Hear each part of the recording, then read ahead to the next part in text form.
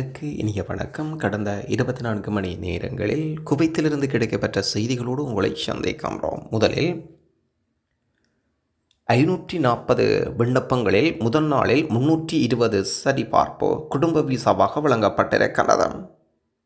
தங்கள் மனைவி குழந்தைகளுக்கான குடும்பம் சார்ந்த விசாவை பெற விண்ணப்பதாரர்கள் வரிசையில் நிற்பதனால் புதிய முடிவின் அடிப்படையில் குறித்த அறிவிப்பு விசா பதிவிட விவகாரத்துறையில் குறிப்பாக ஃபர்வனியா, அகமதி, ஹவாலி போன்ற இடங்களில் நெரிசலான காட்சிகள் ஏற்படுத்தப்பட்டன. வெளிநாட்டவர் பல்வேறு விசா பதிவிட விவகாரத்துறைக்கு வருகின்றார்கள். சில காலம் தங்கள் குடும்பங்களை விட்டு பிரிந்து தங்கள் குடும்ப வாழ்க்கையில் நிலைமைகள் கொண்டு வரும் என்று அமைச்சின் நம்பும் முடிவை பயன்படுத்திக் கொள்ள ஆர்வமாக இருக்கிறனர். நாட்டின் கவர்னரேட்டுகள் முழுவதும் விசா பதிவிட விவகாரத்துறைகள் குடும்ப விசாக்களுக்காக சுமார் 540 விண்ணப்பங்கள் பெற்றனர்.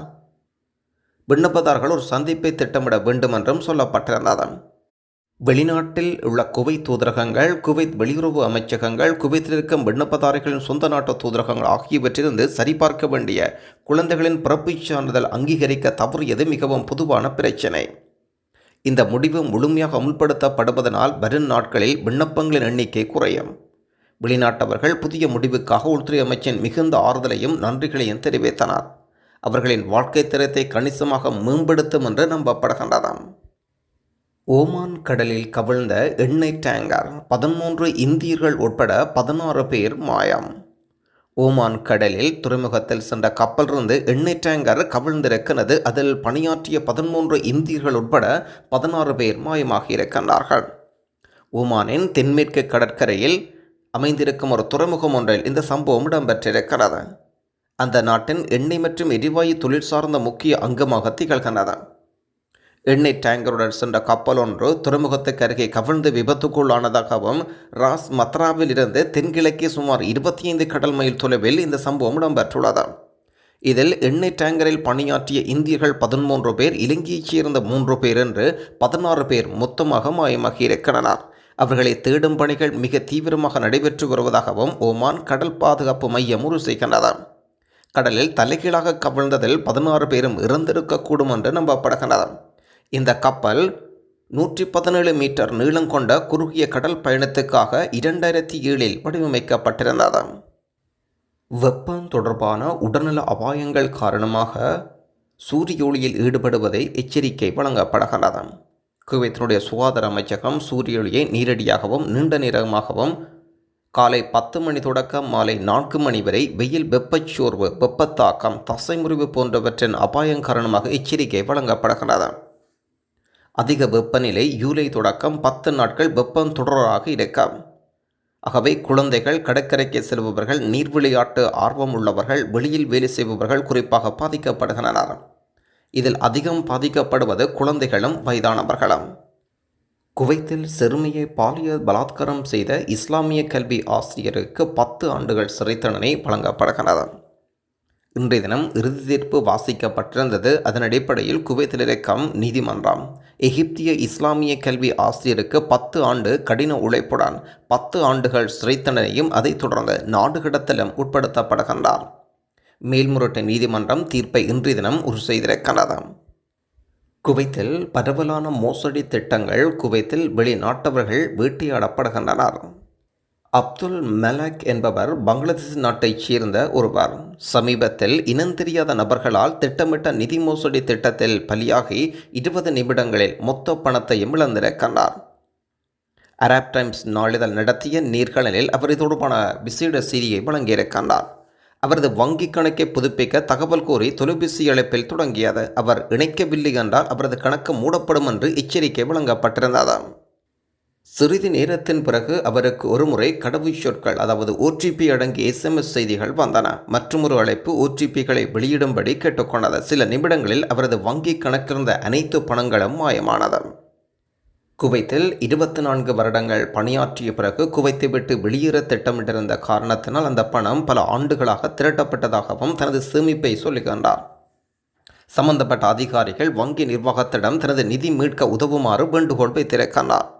அரேபிய மொழியில் இருக்கும் ஆரம்ப எச்சரிக்கை செய்திகளில் தன்னால் புரிந்து கொள்ள முடியாத காரணத்தினால் அனைத்து மக்களையும் பாதுகாக்க வங்கி எச்சரிக்கைகளையும் பல மொழிகளில் மொழிபெயர்க்கப்பட வேண்டியதன் அவசியத்தையும் பங்களாதேஷ் நாட்டவர் எடுத்துரைத்திருக்கின்றார்.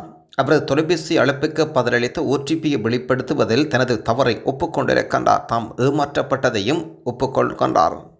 மற்றொரு செய்தியில், குவைத்தில் செயல்படும் டைம்ஷேர் நிறுவனம் ஒரு ஆசிய நடுத்தர குடும்பங்களை ஏமாற்றும் திட்டத்தின் மூலம் ஏமாற்றப்பட்டிருக்கிறது. கவாலியில் ஒரு சிறிய அலுவலகம் மற்றும் குவைத் நகரத்தில் ஒரு முக்கிய அலுவலகம் கொண்ட நிறுவனம் ஆரம்பத்தில் ஷாப்பிங் மால் கூப்பன்களை விநியோகம் செய்தனர். மக்கள் தங்கள் தகவல்களை நிரப்புமாறு கேட்டுக்கொண்டனர். ஒரு வாரம் அதற்கு மேலாக பங்கேற்பாளர்கள் போன்கோல் அல்லது வாட்ஸ்அப் மூலம் தொடர்பு கொண்டு 200 பங்கேற்பாளர்களிடையே ரோவில் வெற்றி பெற்றதாக அறிவித்திருக்கின்றனர். பின்னர் அவர்கள் தங்கள் பரிசு சேகரிக்க அலுவலகத்துக்கு அழைக்கப்பட்டனர். இதில் 5 தினார் வவுச்சர் மற்றும் 5 நட்சத்திர ஹோட்டலில் 4 இரவு தங்குவதற்கும் பரிசை பெற பங்கேற்பாளர்கள் யோடியாக வர வேண்டும் என்ற முதன்மை இந்தியா, இலங்கை, பங்களாதேஷ், பாகிஸ்தான் சேர்ந்த குடும்பங்கள் குறிவைத்து நடத்தப்பட்டிருந்தது. வந்தவுடன் 175 நாடுகளில் இருக்கும் 5 நட்சத்திர ஹோட்டலில் தங்குவதற்காக 35 நாள் பேக்கேஜ், தம்பதிகளுக்கான ஒரு வருட ஜிம் பேக்கேஜ், குழந்தைகளுக்கான கோடைகால முகாம்கள், 5 நட்சத்திர ஹோட்டல்களில் இலவச இரவு உணவு போன்ற சலுகைகள் நிறுவனம் அவர்களுக்கு வழங்கியிருக்கிறது. விருந்து ஏற்பாடுகள், இலவச சுற்றுலா வழிகாட்டிகள், தள்ளுபடிகள் மற்றும் ஹோஸ்ட் நாட்டில் இலவச போக்குவரத்து மற்ற நன்மைகளும் இந்த தொகுப்புகள் கிட்டத்தட்ட 250 தினார் தொடர் இருக்கும் என்று சொல்லப்பட்டிருந்தது. இருப்பினும் பங்கேற்பாளர்கள் பணம் செலுத்தியவுடன் நிறுவனத்தில் பதில் வியக்கத்தக்க அளவில் குறைகின்றன. வாக்குறுதி அளிக்கப்பட்ட பலன்களை பெறுவதற்கு ஏராளமான பின்தொடர்தல்கள் தேவைப்படுகின்றன. பாதிக்கப்பட்டவர்கள் இறுதியில் தாங்கள் ஏமாற்றப்பட்டதை உணர்கின்றார்கள். இந்த நிறுவனம் முன்பு இதுபோன்ற திட்டங்களை துபாய், கட்டாரில் செயல்படுத்தி காணாமல் போகும் முன் மில்லியன் கணக்கில் சம்பாதித்திருந்தனர். கட்டாரில் 23 இந்திய பிரஜைகள் இந்திய தூதரகத்தில் புகார் வழங்கினர். இது இந்தியாவிலும் தெலுங்கானாவில் இருக்கும் காவல்துறை தலைமை இயக்குநரகத்துக்கும் எழுதிய கடிதத்தில் பாதிக்கப்பட்டவர்களின் பெயர்களை ஆவணப்படுத்தியிருந்தது. அதில் முகமது முக்கிய குற்றம் சாட்டப்பட்டவராக பெயரிடப்பட்டிருந்தது. ஊழியர்கள் விக்கி, சிராக், சாம், நைனா, ஞைச், பிரியா, யோசப், அராத் மற்றும் கிரான் ஆகியோருடன் இந்த நிறுவனம் குவைத்துக்கு இடம்பெயர்ந்து வேறு பெயரில் இயங்கி வருவதாக தகவல் தெரிவிக்கப்படுகிறது. இந்த மோசடி நடவடிக்கை சமூகத்துக்கு குறிப்பிடத்தக்க அச்சுறுத்தலையே ஏற்படுத்துகின்றது. குறிப்பாக தெற்காசியாவிலிருந்து பாதிக்கக்கூடிய நடுத்தர வர்க்க குடும்பங்களை குறிவைக்கின்றது இந்த அமைப்பானது. இவ்வளவுதான் விழிப்புணர்வு தொடர்பான செய்திகள் வந்த வண்ணம் இருந்தாலும் எமது உறவுகள் ஈஸியாக ஏமாற்றப்பட்ட வண்ணமே இருக்கின்றார்கள்.